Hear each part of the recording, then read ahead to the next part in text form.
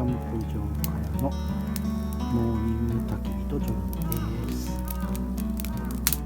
先ほど1時間ちょっと散歩行ってきて、キャンプ場に戻りました。焚き火をつけてからコーヒーを作ってのんびりしようと思います。